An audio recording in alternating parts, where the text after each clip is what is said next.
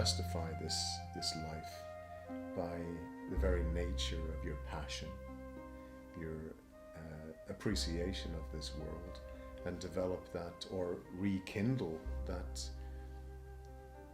need to discover as a child has, and is almost worn out of them by early adulthood.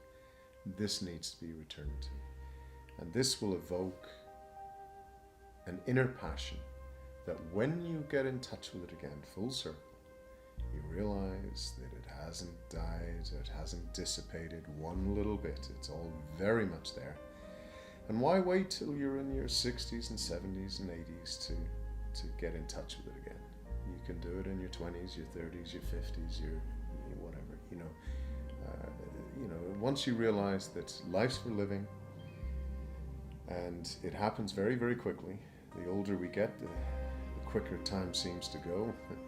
And who's this for exactly? What are we waiting for? Is there something special or something? Is there some hidden,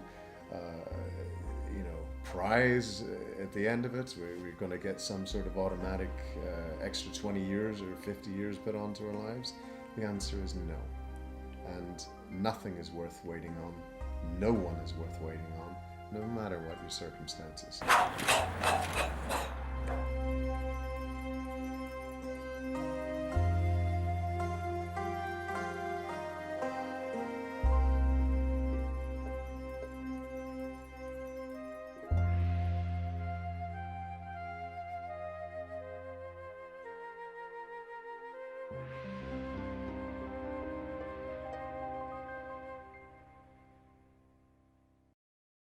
My faith as a young Irish boy growing up in Belfast was that of the Catholic faith. And for me it was a very strong platform and blueprint for a belief in God. One of the things that has driven me all along has not even been a faith per se in God or Supreme Being, even though my faith in that has probably strengthened. A lot of the reason that I'm inspired to go forward is transferable to anyone, and it's that sense of obligation to the world. What I've got to say now, and it'll come in the form of stories and speaking, in maybe documentaries, film, and who knows. So that's what largely keeps me going. Something happened around the time I was 14. I started training from around 9 in boxing and some karate and what have you. But by the age of 14, something had happened, and I was able to handle myself at that point. And there was a turning point, actually, which was I was about to get an almighty slap from my stepmother, and for something, for no real reason. But this time, I had switched. I had reached a point. So I returned with an almighty block, and my words to her were, if she ever touches me again. In no uncertain terms was I ever to be a victim again by her or my stepfather or anyone. And I never lost a fight, ever, since that. Certainly not a fair fight, or anywhere near it. And from this experience, I guess, the seeds were planted on about being protective, toward others. I absolutely abhor the idea of somebody who is innocent being hurt. It affects me deeply. Shortly after a scene or an incident, and at that moment also came the epiphany that I would be a professional protector, an international one. I would do the same thing as I had been doing, but this time I would get paid for it, get well paid for it. But it it meant that I had to go down the road of training, and either I had commitments to instead of going to say a certain French army. In the end, the best option, pound for pound, was the British Army. I got involved with that for the training, and I put myself through the rigors of training to make sure that whatever came at these people, I was bigger, faster, stronger, and bloody well more determined. Martial arts I've been studying for about 39, almost 40 years. Tai Chi Chuan was around 22 of those.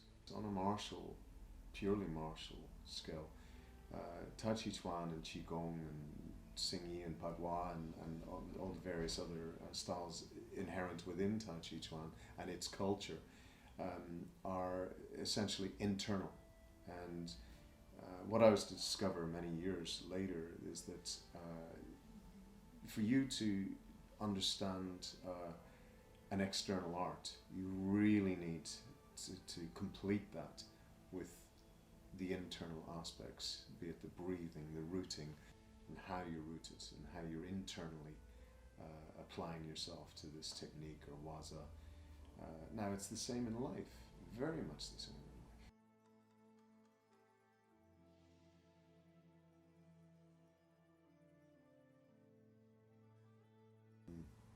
I was a soldier. Even as a bodyguard, I felt like I was a soldier as well. When I was in the government, I was an officer of the Crown. I still kind of felt like a soldier. I have that affinity, that that connection with that mindset. My remit has changed, and instead of a client or a family, be it royalty or whomever, my whole purpose now would be to have a much larger demographic to be working with, and protect, redeem, inspire in another way, on a wider, much wider scale. And I see that now increasingly as my life's purpose. And hopefully I can bring in all the skills, all the experiences, and make it transferable for those I seek to help, and hopefully bring something to the table now. And that's what it's about right now.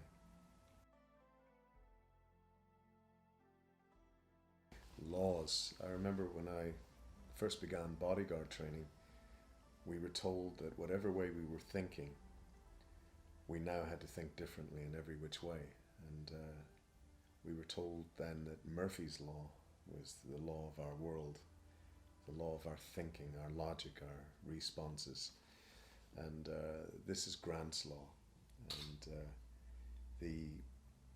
if broken down, each, whilst different, it relates to the other or others in various ways.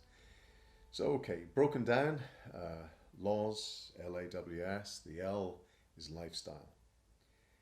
And this is what I'm about, lifestyle for myself, for everyone else. A is awareness. And this is very much the way a bodyguard operates, with that in mind at the forefront, or 360. W is well-being, and at the end of the day, that's what it's about. It's what our health is about, it's what our happiness is about, and our decision-making process, and so on. And S is for safety or security. Now, safety can be, apart from the obvious, in say your physical situation, it can be within your lifestyle. It could be your associations, your where you leave yourself open with, for example, information, and so on. And again, that's where awareness would come in, and you can attach all that to your lifestyle. So each, whilst they are arguably separate, they all work together, and it just sums it up. Laws, and it's my sort of way of looking at it. So hence the the term grant laws. It's a very simple concept or equation which is transferable to just about anyone. And if they can cover those laws, LAWS, do they all tally? Do they all measure up? Do they tick the boxes according to them that will work for them? It's a pretty simple but effective way forward for people. Well, for me to be of true benefit to people in what I teach, what I hand over, I think they would need to be genuinely interested in something that could change them, can change their entire mindset and therefore their lives. And a lot of people find that very, very scary because it's the unknown, and they're being asked to not just enter the unknown but jump head first sometimes. And what I teach may sometimes be demand that people come out of their comfort zones. There's no other way. There's anything that's ever been worth it, you've had to do that in some way or other. So I would get back to the simplicity of this, that you don't need to, you don't want to. It's a case of you having to and realizing that, and that is the turning point of change, commitment, of the transfer from being someone who's shackled in life whilst the clock is ticking, and that warrior within that dictates that right, enough, and I want to make my life count.